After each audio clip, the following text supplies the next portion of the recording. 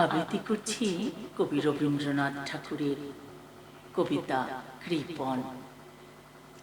আমি ভিক্ষা করে ফিরতেছিলেন গ্রামের পথে পথে, তুমি তখন চলেছিলে তোমার স্বর্ণরথে।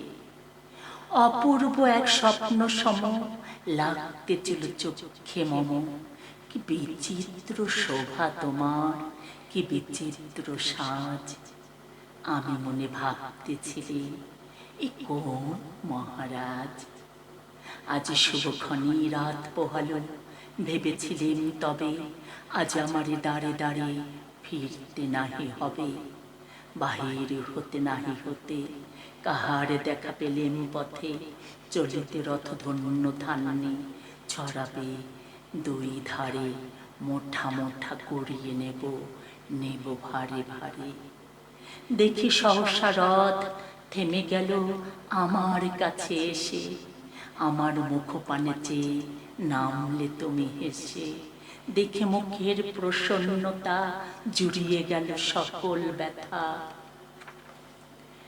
হেন কালে কিসের লাগি তুমি অকস্মাৎ, আমায় কিছু দাও গো বলে বাড়িয়ে দিলে হাত। মরি এ কি কথা রাজাধিরাজ, আমায় দাও গো কিছু। শুনি ক্ষণকালের তরে রইন মাথা নিচু। তোমার কি বা অভাব আছে ভিখারি ভিক্ষুকের কাছে, কেবল কৌতুকের বসে আমায় প্রবঞ্চনা।